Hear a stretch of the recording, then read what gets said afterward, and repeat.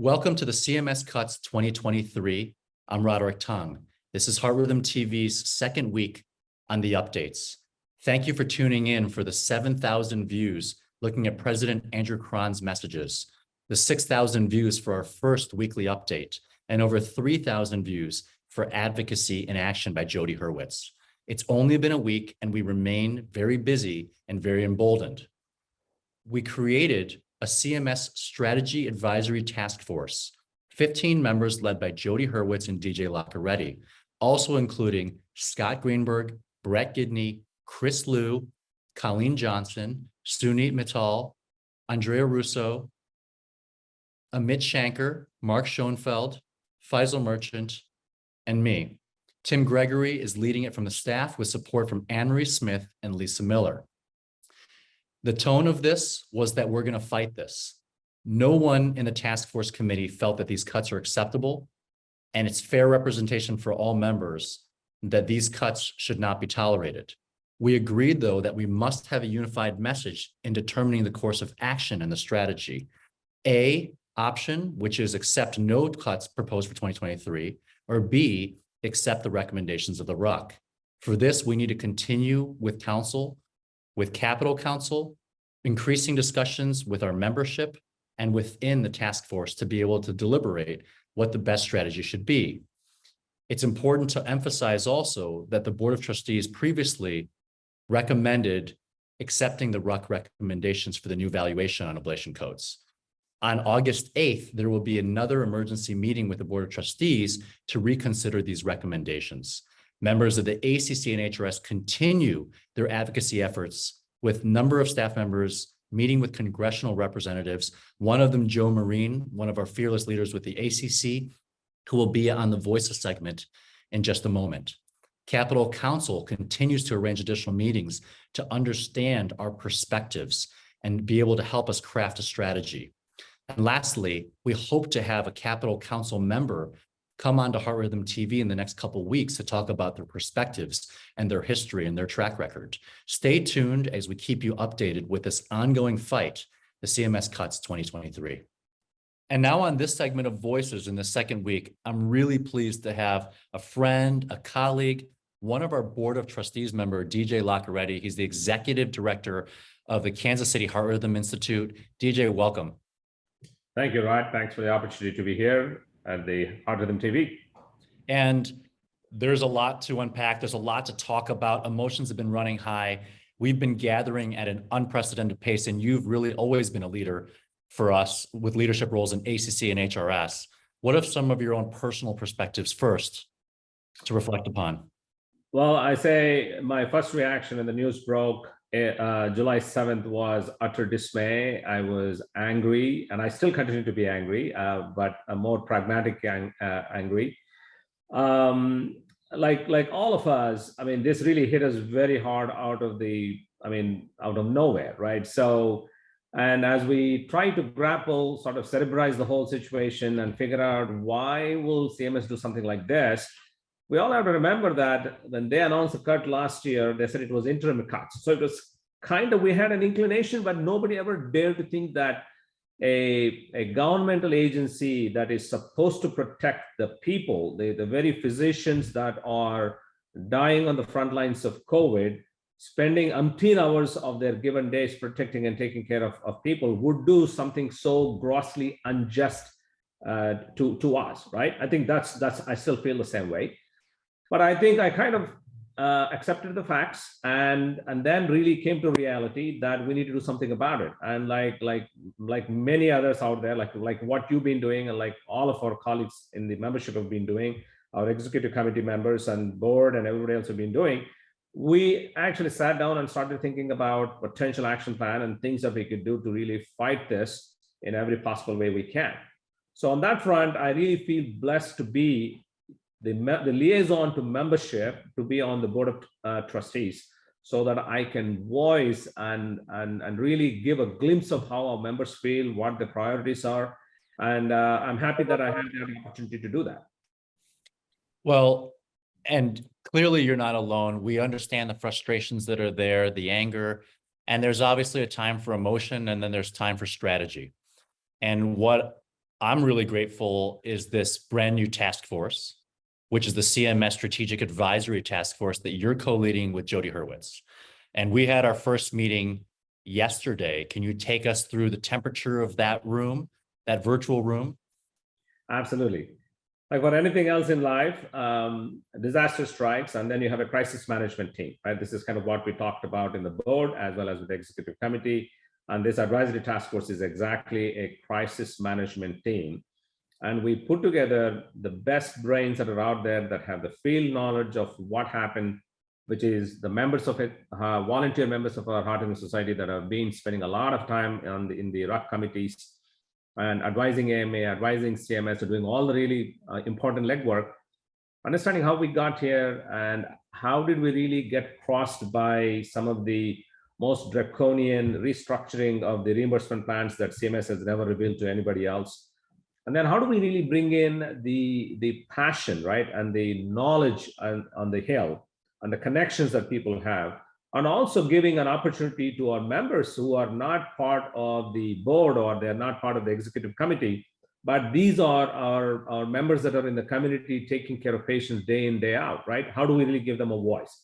So we constituted a task force of 15 people that comes from all walks of HRS membership, academic, non-academic, private practice, and people that understand the legalities of things and people that really know much about the CMS structure and the RUC structure and all of that. So I feel very confident that this is a pretty, I would say, open, transparent, well-balanced group of people that are going to do an amazing job and help us glide through this crisis that we are faced with.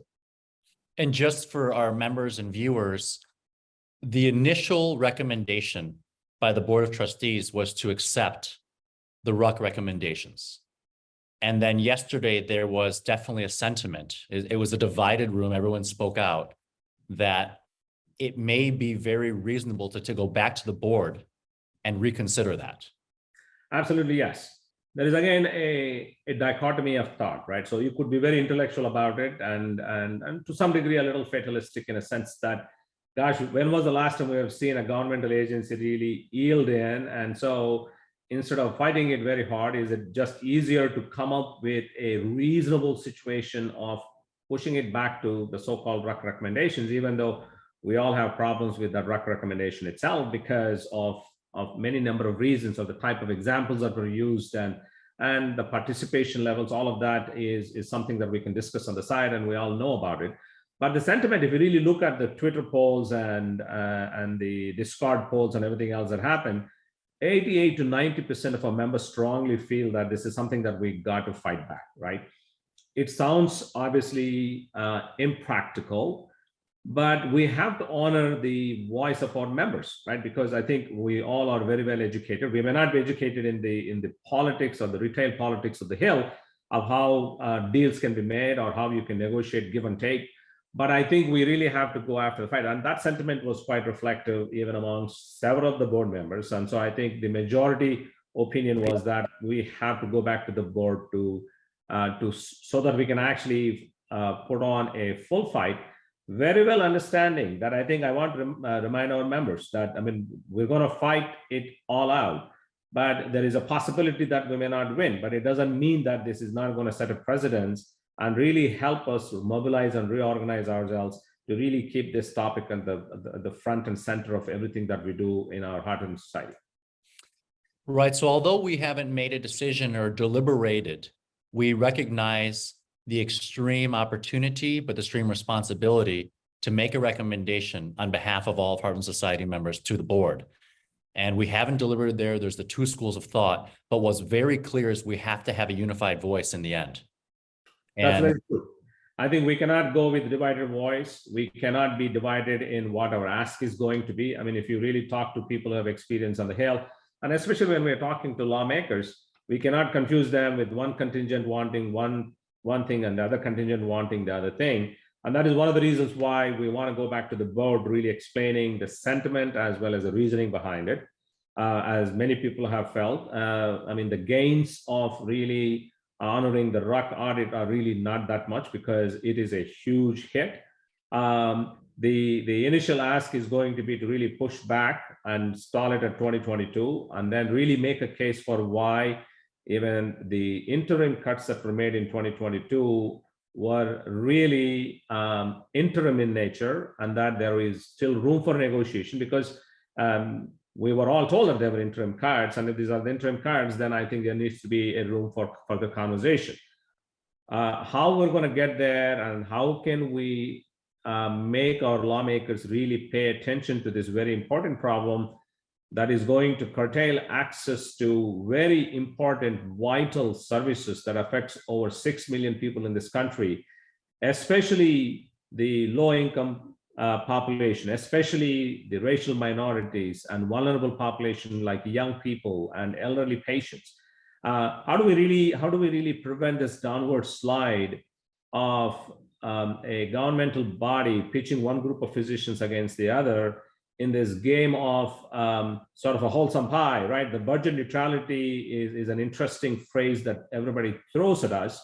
And I'm surprised that budget neutrality only applies to physicians, and it doesn't really apply to any other profession in this country, right? So why is it that we physicians, the most educated people with the highest level of degrees that we have, we are so interested in solving healthcare problems, but then we pay really no attention to the very existence of our profession, right? I think that is this is a wake-up call for all of us. I think this should be a wake-up call for our other sister societies and other medical societies to really wake up and take control of this situation and really tell people what we do on a day-to-day basis. We are not daily wages, and with inflation and everything else, everybody else gets a raise, and the only group of professionals in this country that get a cut are physicians, right?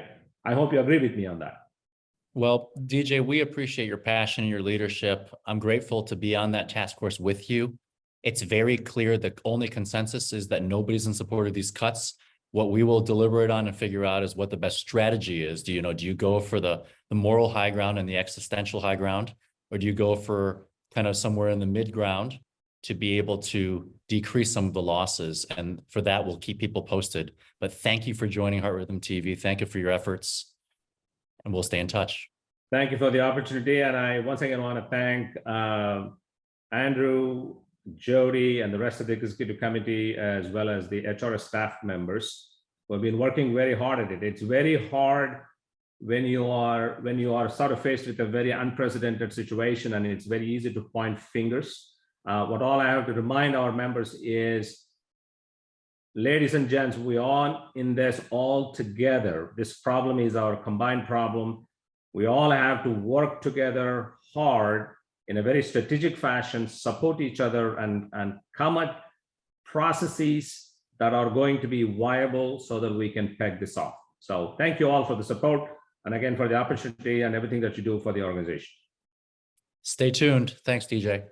And on this segment of Voices, I'm really pleased to have Joe Marine, a friend, colleague, professor of medicine at the Johns Hopkins University, the chair of ACC Membership Committee, the past chair of the Board of Governors, a former chair of our Health Policy Committee on Heart Rhythm Society.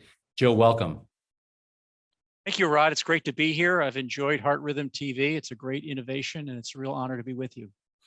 Well, the point of Voices is being able to express yourself, getting your unique point of view, because you've been such a leader for us on not just the Heart Rhythm Society front, but ACC. And I definitely want our viewers to understand and know what you've been doing and where ACC's position has been along this whole battle.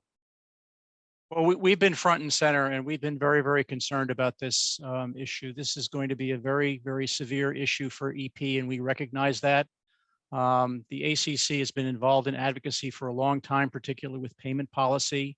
The coding task force brings together the HRS and the ACC in a way that I saw when I was on the Health Policy Committee. So we're very concerned, and we're with HRS 100% through this. And Joe, you and I were talking candidly, this is not a private practice issue. This affects the entire field. And yes, Johns Hopkins is not shielded from this, and neither is University of Arizona or formerly University of Chicago. I get RVU report cards. Probably 70 to 80% of my practice is ablation, and My report card is going to get hammered by this. So I think everybody is, almost all physicians are RVU based in their compensation in some way. So this is academic, this is private practice, health system. Everybody's going to feel the effect of this. And we understand this is a crisis. This is a burning platform issue for our field. And we're going to do everything that we can to mitigate these cuts. Joe, you're such an eloquent and logical, rational speaker. And I understand from the board that you gave a very impassioned speech to advocate for against these cuts with congressional representatives. Can you give us a little sense of what was said and what some of those talking points were? Well, it was not just me, certainly. It was a team effort. Multiple HRS and ACC leaders have been on these legislative calls. There have been several already. We have several more that are scheduled, and we're going to keep meeting with legislators and advocate for this.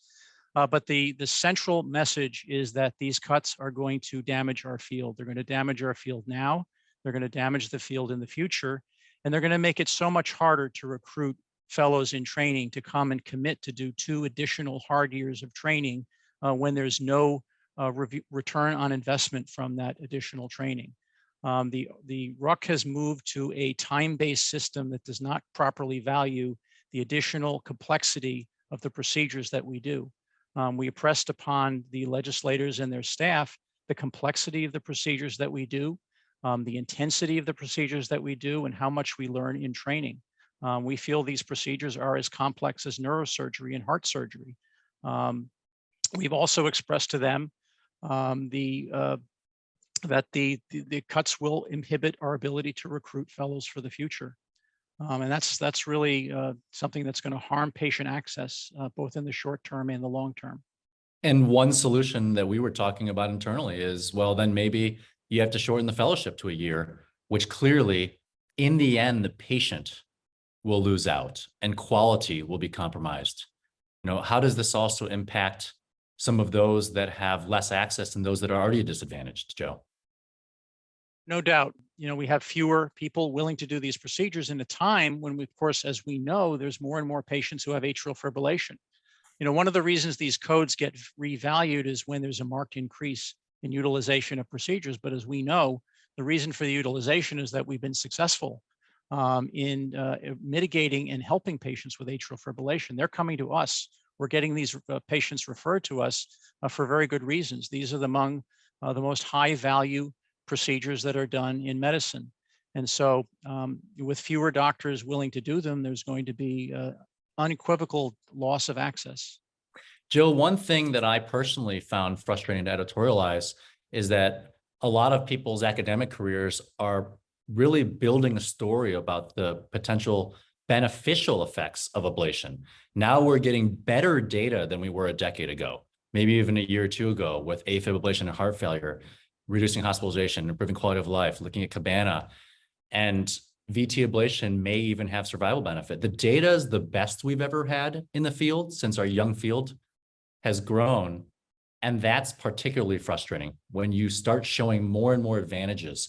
How come the argument hasn't been that outcomes will actually improve and maybe you decrease costs in the end by having ablation early?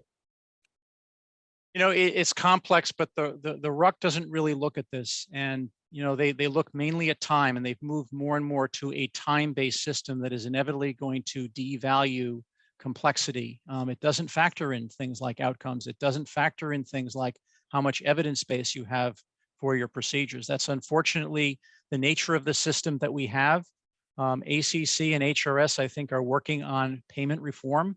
That's long been an issue that we want to work with government on to make better. It's a larger topic than we can really cover today, but you know, you point out really the system is flawed.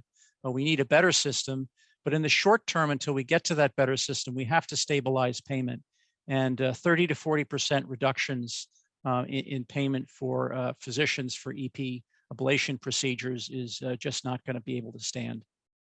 And Joe, the current stance right now is from the Board of Trustees is to accept the recommendations of the RUC. Your own opinions on that sentiment? There's obviously 2. One is to say, go full reversal. One is to accept. Any sense of the people you're working with, of which direction that we're leaning into? We've heard from the members overwhelming support for getting to the 22 level cuts. Now, as our viewers, I'm sure know, there was 2 stages to these cuts. There was a very large cuts in the 22 fee schedule, and then a further 10 to 15% cut, which ignored the recommendations of the RUC in the second cut. We have conveyed to our legislators that our EP physicians are demanding that we get back to the 22 levels. We've made that clear to them, and that the minimum we can accept is getting to the RUC recommendation level. So that's the message that we've been conveying, and that's where we stand. Joe, thank you for all of your advocacy, all of your leadership for HRS and ACC.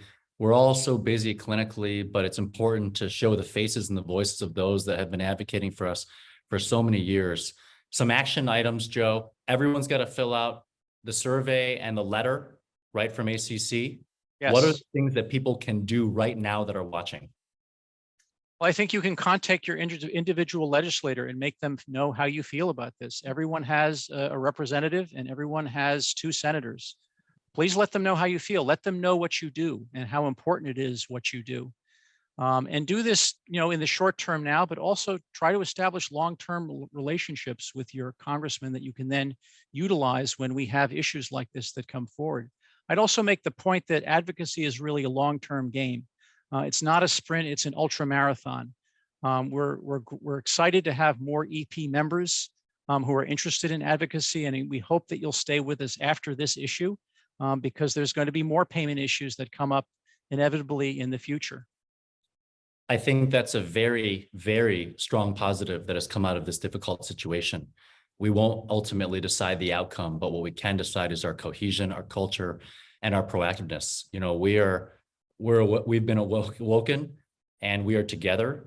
And I think we're very active and we're impassioned to be able to implement change and stand up for ourselves. And I think this is a great new era for Heart Rhythm Society because we've done such a good job of education as a society. And advocacy has always kind of fallen lower on the prioritization, and for good reason. HRS does such a great job with the societies, the sessions, everything. But I think this really tells us that we should focus a lot of these efforts on this, which a lot of people thought were kind of extraneous to Heart Rhythm. Well, I would say as somebody who's been involved with payment policy for HRS, the HRS has been quite active in this for a number of years, both on its own and working with ACC. I think you might just say that it's not been visible to members, perhaps because we've been so successful. And now we have a bad decision, we have members' attention, but please be assured that the HRS and ACC has been working very hard for members for many years on the policy and payment front. I love it, Joe. Thanks so much for your time on Voices. Keep fighting with us and keep us posted. Absolutely. Thank you, Rod.